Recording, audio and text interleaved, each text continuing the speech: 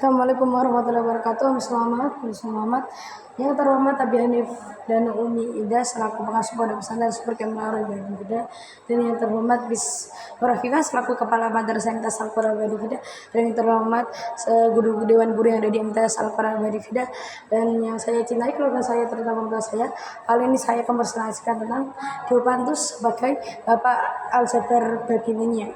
Lahir pada tahun 200, karya-karyanya tidak mirip dengan aljabar geometri yang dirintis oleh Euclid. Selain itu, karya-karya juga tidak hanya mencakup tipe material tertentu yang membentuk dasar aljabar modern, tapi lebih mengembangkan konsep-konsep aljabar Babilonia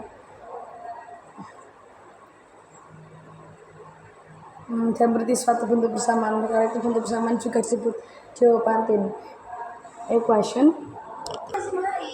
Dan sayangnya tidak ada catatan secara terperinci tentang kehidupannya berdasarkan hasil penyelidikan sejarah diperkirakan yaitu hidup sekitar tahun 250 pada abad ke-3.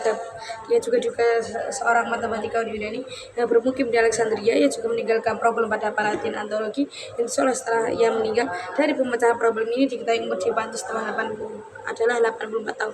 Ia menikah pada umur 26 tahun dan usia anaknya setengah dari usianya, yaitu 42 tahun. Diopantus menemukan variabel penulis aljabar aritmatika semasa hidup. Ia berhasil menulis 3 buah karya. Yang karyanya paling terkenal adalah Aritmetika. Buku itu berisi pembahasan analitis tentang teori bilangan yang isinya merupakan pengembangan aljabar yang membuat persamaan-persamaan yang kemudian disebut Diopantian equation. Persamaan Diopantus kemudian merupakan buku aljabar susunannya operasi-operasi aljabar, fungsi-fungsi atau solusi terhadap persamaan-persamaan aljabar tidak sistematis dalam proses soal. Ia hanya mengenal jawaban yang rasional dan positif sehingga tidak menyayat dugaan untuk nol, bahkan ia menghindar untuk koefisien negatif dan hanya menyediakan setiap setiap soal.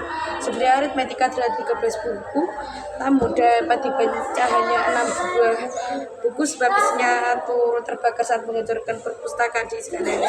Bagian yang terbaru dari buku ini berisi pemecahan 150 soal beraneka ragam yang menghasilkan persamaan tingkat pertama dan kedua. Diopantus meninggal pada tahun 250. Sementara itu Pierre Fermat mengetahui tersebut lewat terjemahan Klaus Bessel yang terbitkan pada tahun 1621. Problem ke-8 adalah buku kedua tentang cara membagi akar bilangan menjadi jumlah sesuai. Sedangkan rumus Pythagoras sudah oleh masyarakat Babilonia sejak 2000 tahun silam juga memberi inspirasi berbagai formal TTF, teorema terakhir. Sekian, terima kasih atas kali ini. Semoga bermanfaat. Assalamualaikum warahmatullahi wabarakatuh.